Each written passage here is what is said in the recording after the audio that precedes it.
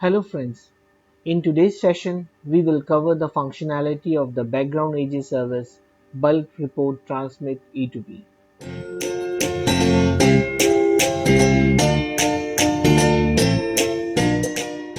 Before we continue, let us first fulfill the checklist in order to demonstrate the functionality of this service. First, Argus interchange module must be enabled from Argus console system configuration enable module section. Number 2. Background AG service bulk transmit report E2b should be properly configured and Argus safety service should be up and running. Number 3. ESM configuration tool should be configured and the Argus interchange service should be up and running. Number 4. Reporting destination to transmit E2b R3 report should be configured. Number 5. Company medicinal product with appropriate license should be available. We have already created videos to configure each of the items. Please refer to my previous videos. Links are given in the description box below. However, I would highly recommend you to go through the reporting destination video before going through this particular video. Let us start by creating a fresh case. Let's go to case section new.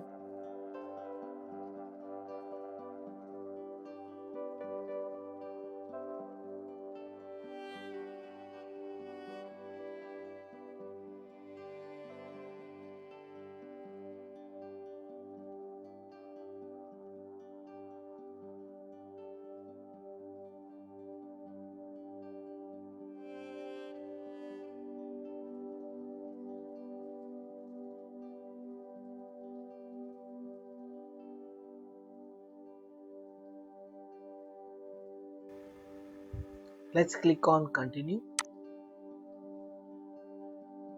Let us select seriousness criteria as medically significant and reported causality as almost certain, and click on the booking button to register the case. Our new case has been successfully created. We will click on the yes button to update the case. Now let us enter few more data. Healthcare professional as yes, reporter type hospital. Let us save the case. Our case has been saved successfully. Let us now navigate to the regulatory reports tab. We are going to click on the schedule new button to schedule the new report. A new window schedule new expedited report dialog box will appear. Let's select the product name. Let's select the license from the drop down. Destination, we are going to select Times Pharma, the destination which we created in our previous video. Report form, we will select E2b. Message type will be ICH, ICSR, and we will keep rest of the information as default and click on the OK button. So this process is called scheduling the report manually. Now let us click on the save button to save the case. Our case has been saved successfully. Let us now click on the draft hyperlink to view the draft form of the report.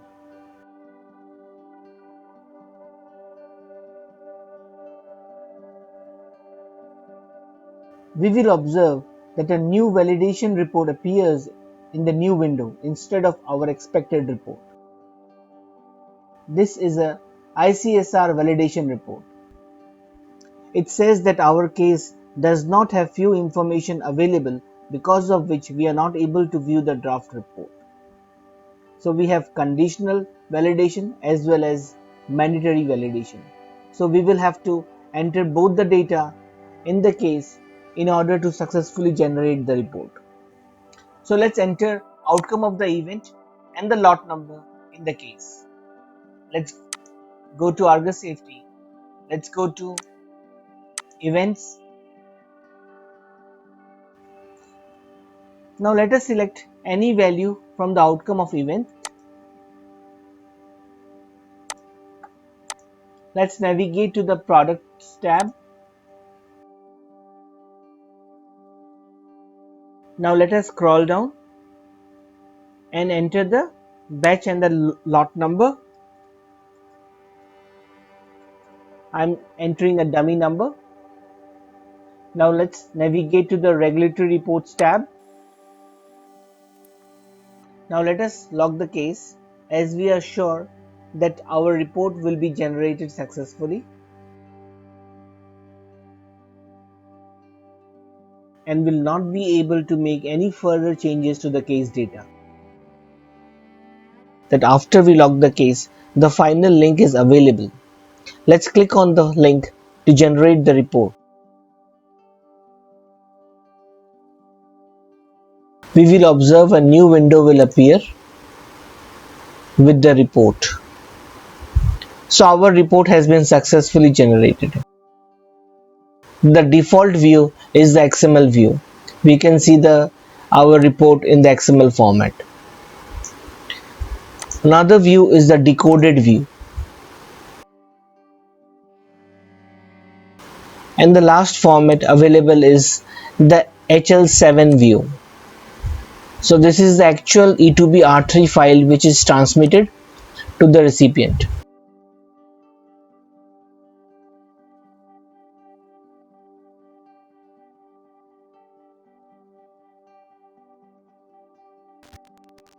Let us now close the Argus Web ICSR viewer window and let's click on the Save button. We will observe that the generated date will be populated. This process of clicking the final link and viewing the report is called the report generation. Our next step is to transmit the report. So let's copy the case number and go to Reports, Bulk Reporting screen, and we will enter the case number. We will select Transmit, uncheck the Approved Reports Only checkbox, check View Only checkbox, and click on the Retrieve button. Our record will be displayed.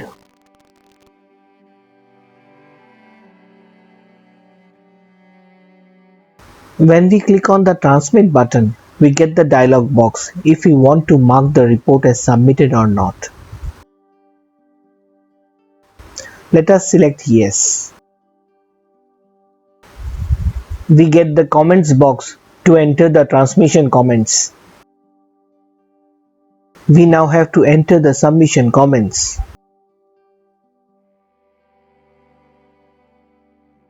Our report will disappear from the bulk reporting screen, indicating that we have initiated the transmission of the report.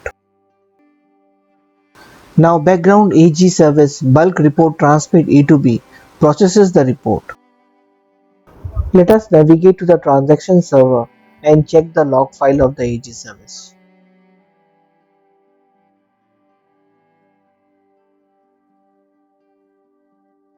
You will find one entry, one report processed, one report success.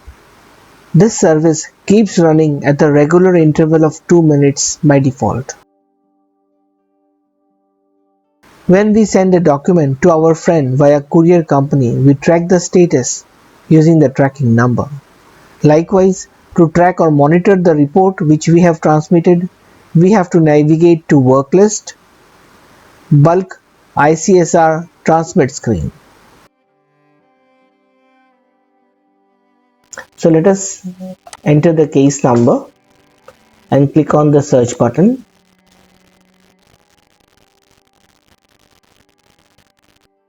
We will observe it says that our report has been generated successfully. Next step of placing the ICSR XML file to the outgoing folder location is performed by the interchange service. We have to ensure that our service is up and running. Within a time interval of 2 to 3 minutes, we will find the report in the outgoing folder location specified in the reporting destination. Let us navigate to the outgoing folder location to check our report. So this is the actual file. Let us open in a notepad. I hope you have liked the video. Thank you for watching. Be safe.